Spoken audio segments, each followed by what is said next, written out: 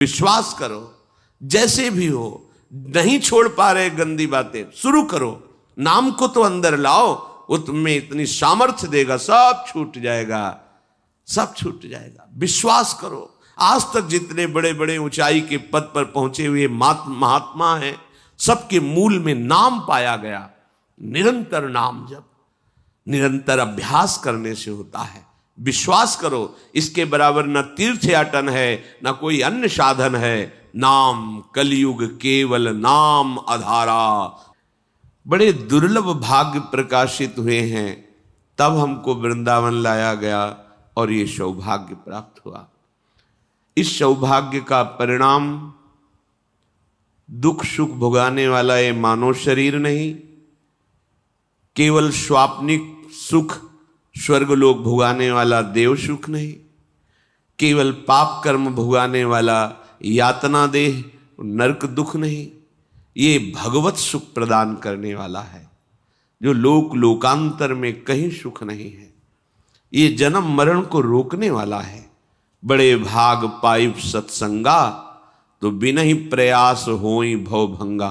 शब्द पर ध्यान दो। कई नौ साधक विचलित हो जाते हैं कि मेरा मन मेरा साथ नहीं दे रहा, अब क्या होगा।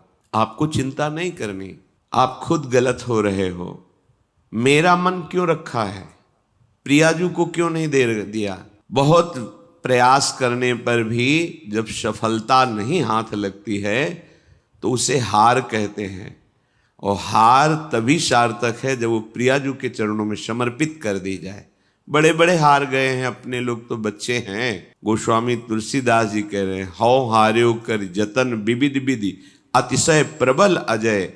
तुलसीदास बस होए तबहि जब प्रभु पेरक बरजय। तो दे दो ना उनको मन, फिर चिंता क्यों करते हो। अगर मन प्रभु के हवाले कर दो, वो ठीक कर लेंगे। उनको कोई मेहनत नहीं पड़ेगी ठीक करने में, वो अपने जन्म के जन्म व्यतीत होते जा रहे हैं। मन को आज तक हम राजी नहीं कर पाए, बहुत किया मनमानी। अब मन को हमारे गुरुदेव के वचनों के अनुसार चलना होगा। अब मन को शास्त्र सम्मत आचरण करने होंगे। आप थोड़ा मन से हटिए। मन में जो एक तदात्म भाव ले बैठे हो, यही तुम्हारी दुर्गति का कारण हो रहा है। तुम मन नहीं हो, तुम्हारा एक यंत्र है मन। तुम थोड़ा अलग हट करके देखिए, फिर ये डर जाएगा। आप तदात्म हो रहे हैं, इसीलिए आप इस पर विजय प्राप्त नहीं कर पा रहे। थोड़ा हटिए, हट करके निर्णय कीजिए। यदि ये गलत आचरण का हमें प्रेरणा सलाह दे रहा है, संकल्प बना रहा है, तो इसको विरोध में हो जाइए। नहीं मानना, ये कुछ नहीं कर पाएगा आपका। ये केवल जलाएगा किसको, अपने को, वो आपको नहीं। आप तक इसकी आंच नहीं पहुंच सकती। शास्त्र जिभ्याओं वाले भगवान शेष जी जिनका यश गान करते हैं, आप उन भगवान के अंश हैं। आपको ये काम आदि विकार स्पर्श न किए हैं, कभी न कर सकते हैं। ये मन पर हावी होते हैं, और मन को आपने अपना स्वरूप मान रखा है, इसलिए आपसे दुराचार बन जाता है, पापाचार बन जाता है। यदि इस जन्म में परमानंद की अनुभूति करनी है, यज्ञार्थ माने होता है भगवत प्रीत्यर्थ, प्रभु के लिए कर्म करना। प्रभु के लिए कौन से कर्म करना, स्वकर्मणा। जो तुम्हें कर्म मिला है उसे धर्म के अनुसार करो, भगवत समर्पित कर दो, वो यज्ञ हो जाएगा।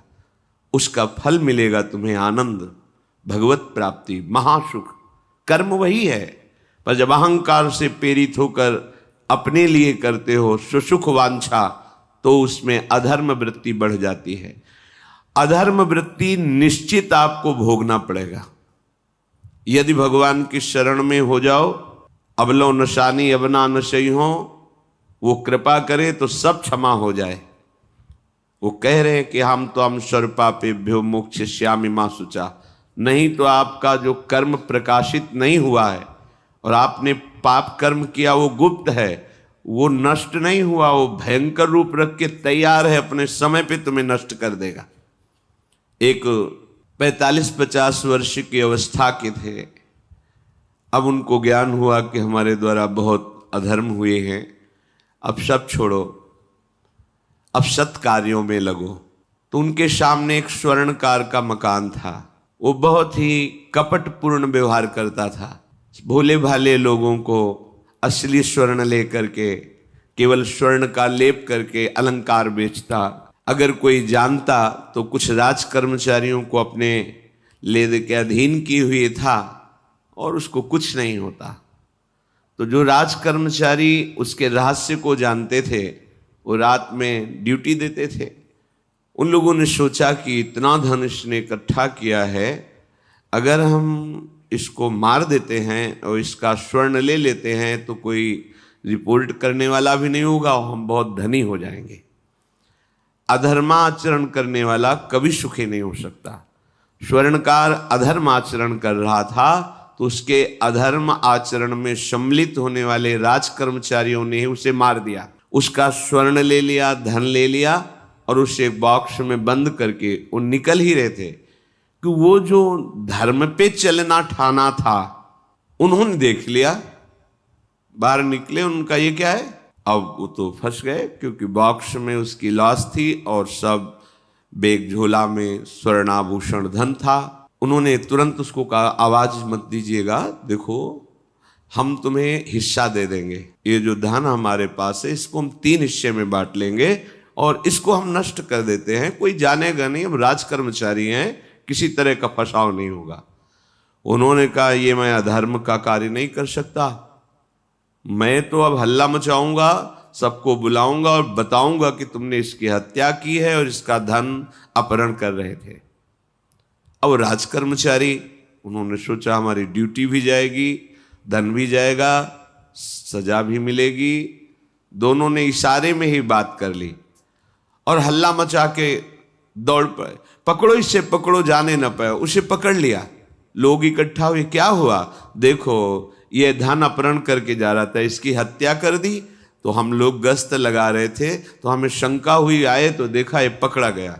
जो धर्म से चल रहा था उसको पकड़ लिया।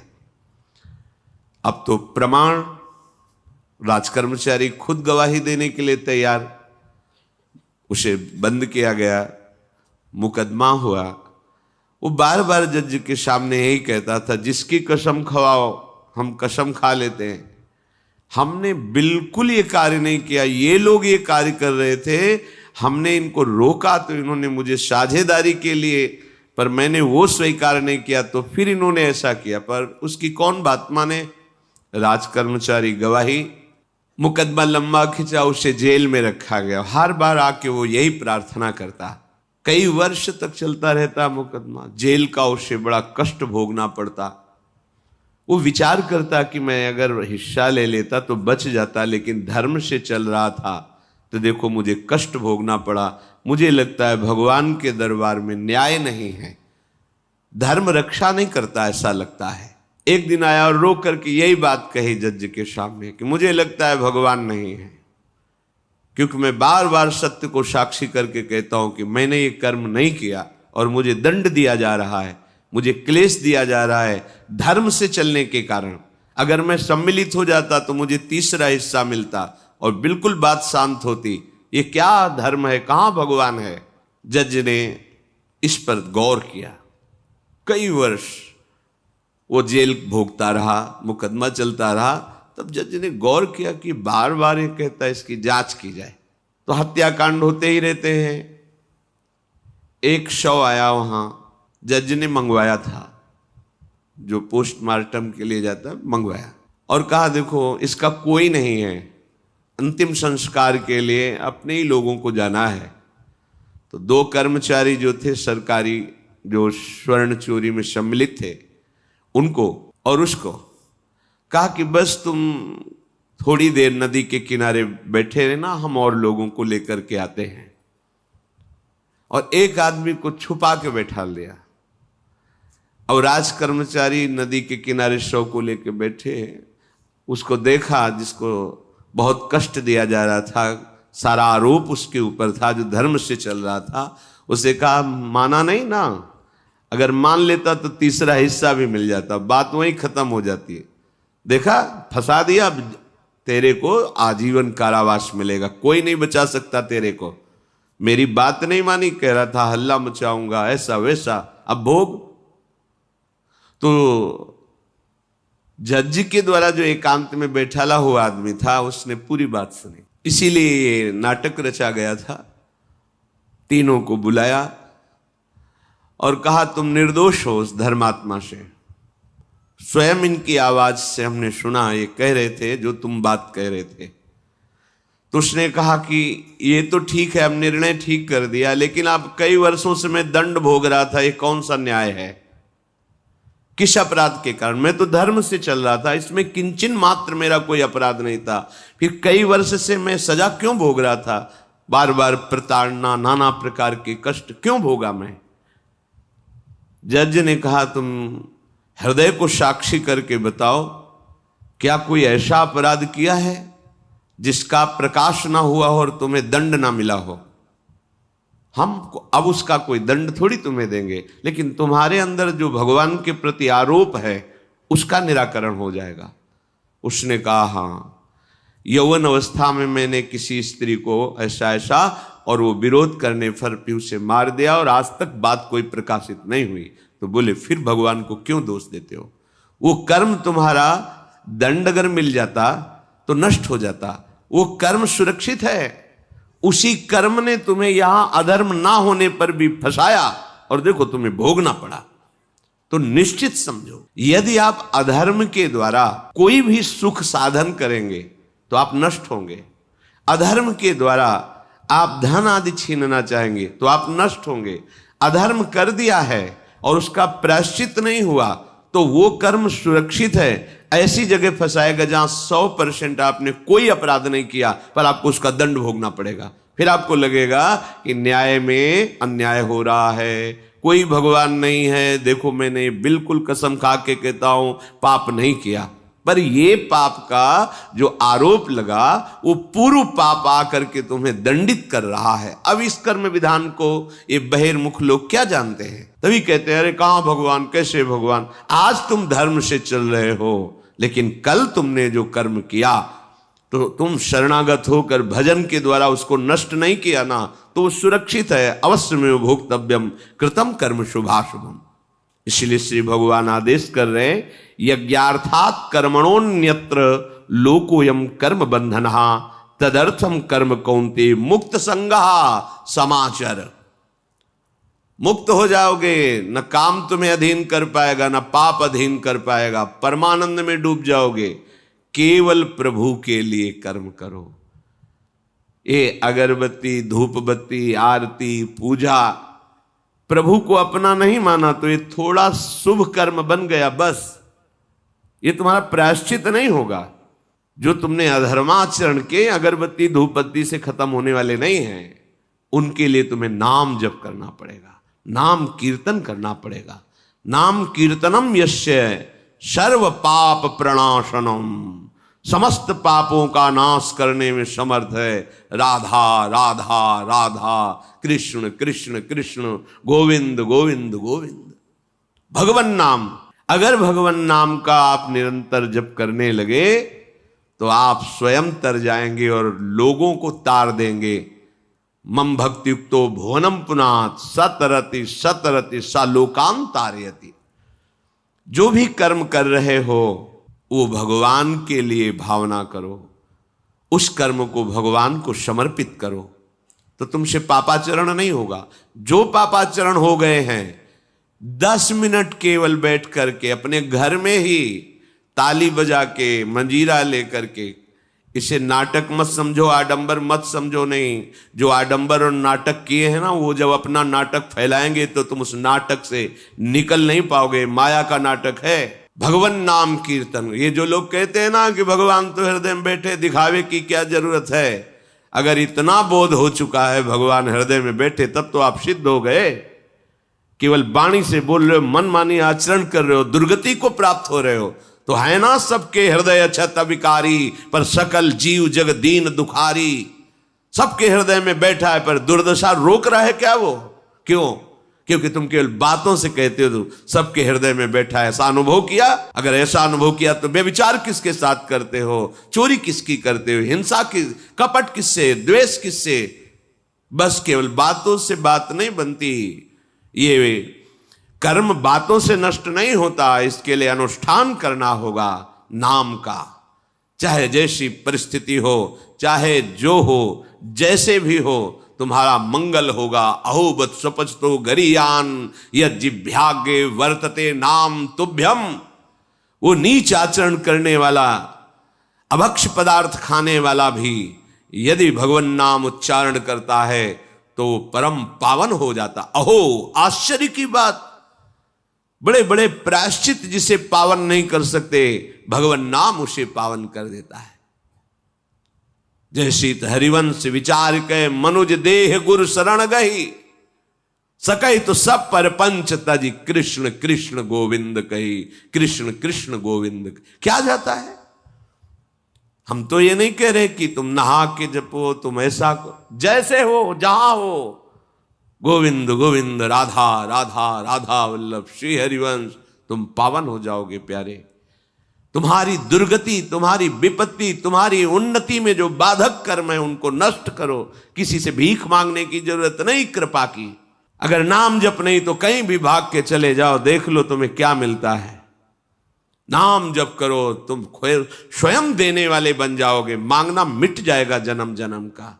विश्वास करो, जैसे भी हो, नहीं छोड़ पा रहे गंदी बातें, शुरू करो, नाम को तो अंदर लाओ, वो तुम्हें इतनी सामर्थ्य देगा, सब छूट जाएगा, सब छूट जाएगा। विश्वास करो, आज तक जितने बड़े बड़े ऊंचाई के पद पर पहुंचे हुए महात्मा हैं, सबके मूल में नाम पाया गया। निरंतर नाम जप, निरंतर अभ्यास करने से होता है। विश्वास करो, इसके बराबर न तीर्थयाटन है, न कोई अन्य साधन है। नाम कलयुग केवल नाम आधारा, सुमिर सुमिर नर उतर ही पारा। जिसने नाम का आश्रय ले लिया महासुखी हो गया। पर जब तक तुम्हारे पाप कर्म भस्म नहीं होते तब तक तुम्हें आनंद नहीं मिलेगा। इसलिए विश्वास करके दीर्घ काल तक सम्मान पूर्वक, आदर पूर्वक हृदय में नाम जप करो। जब पाप वासनाएं नष्ट हो जाएंगी, पाप प्रवृत्ति नष्ट हो जाएगी, तब आनंद की धारा, तुम्हें कोई भी विपत्ति, कोई भी संकट परास्त नहीं कर पाएगा। प्रश्न होता है कि हम बहुत प्रयास करते हैं पर सफलता नहीं मिलती। प्रयास को कहते हैं पुरुषार्थ, और सफलता नहीं मिली उसको कहते हैं प्रारब्ध।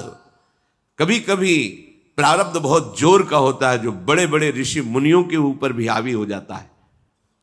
पर पुरुषार्थ व्यर्थ नहीं जाता। यदि वो सत है तो तुम्हारा पुरुषार्थ भी तो असत है। अगर राधा राधा बीच में बोलते रहो और प्रभु की भावना कर लो कि 8 घंटे से जो काम कर रहा हूं वो समय और वो कार्य दोनों प्रभु को समर्पित करते हैं, अब ये सत्य पुरुषार्थ हो गया। अब प्रारब्ध को बदलने की सामर्थ्य आ गई तुम्हारे पुरुषार्थ में। खिलवाड़ नहीं है। जो तुम एक भी कर्म करते हो वो कर्म सुरक्षित है, वो तुम्हें दंड दे के रहेगा या तुम्हें सुखी करके रहेगा। असत है, पाप है तो दंड देगा, सत है, सुकृत है तो सुखी करेगा। विश्वास मानिए, ये सत्य वार्ता है, ये कोई चाटुकारिता की बात नहीं है। सत्य में सत्य रहता है, चाहे जो युग हो, चाहे जो समय हो, सत्य अपना प्रभाव दिखा के रहता है। इसलिए भगवान का आदेश है, तुम्हारा जीवन भगवत प्राप्ति के लिए, आनंद में डूबने के लिए, मस्त होने के लिए मिला है। ये मस्ती नशा में नहीं है, ये मस्ती दूसरों के शरीर का मांस खाने में नहीं है, ये मस्ती दूसरों की हिंसा व्यभिचार इसमें नहीं है। मस्ती है स्वात्मानंद की। जब कोई चाह नहीं, कोई परवाह नहीं, मृत्यु भी एक खिलौना लगने लगे, उसे मस्ती कहते हैं। वो मस्ती आती है भगवान नाम जप से। शुद्ध ज्ञान का प्रकाश हुआ, मरने का भय खत्म हो गया, क्योंकि शरीर राग नष्ट हो गया। इसलिए सावधान होकर जो जहां जैसी भी परिस्थिति में हो, भगवान नाम सदैव अपने पास रखो। राधा राधा, कृष्ण कृष्ण, गोविंद गोविंद। देख लेना, निहाल हो जाओगे, निहाल हो जाओगे, मस्त हो जाओगे। हमारी बात मान लो, हमारी प्रार्थना मान लो। कुछ इसमें नहीं लगता है। इसमें न पैसा देने की बात कर रहे, ना कोई संयम नियम की बात कर रहे। जैसे बने, मन नहीं लगता मत लगने दो, ये बड़ा दुष्ट है। ये लगता है हमें दुर्गति कराने के लिए। अगर इसकी हाँ में हाँ मिलाओगे तो ऐसे निंदनीय कर्म कराता है, घृणा होती है अपने मन से। देखो ना, झांक के देखो ना मन को। कभी ये तृप्त नहीं हुआ। वही गंदी बात, वही गंदा चिंतन, वही गंदे आचरण की प्रेरणा। इस दुष्ट को मित्र मानते हो? ऐसे मन को, जो हमारा खास दुश्मन है वो मन है, वासनाओं में फंसा हुआ, वासनाओं की प्रेरणा करने वाला दुश्मन मन है। इस मन को डंडे से मारो। डंडा है हरिनाम, जितना जपोगे मन उतना ही सावधान रहेगा। कृष्ण कृष्ण गोविंद गोविंद गोविंद निरंतर रटन करो, राधा राधा राधा। क्या जाता है? जिह्वा से नाम उच्चारण कर रहे, शरीर से अच्छे कर्म कर रहे हैं, विचार अपने आप पावन होने लगेंगे। विचार पावन हुआ तो महात्मा हो गया, चाहे वो गृहस्थ हो चाहे वो विरक्त हो। तो ध्यान दीजिए, हमारे पुरुषार्थ को प्रबल करने वाला और प्रारब्ध को नष्ट करने वाला एक ही महान समर्थ है, भगवान नाम। इसके सामने कोई साधन बराबरी नहीं कर सकता। ये महामहिम नाम भगवान का है, भगवान को भी अधीन करने की सामर्थ्य रखता है।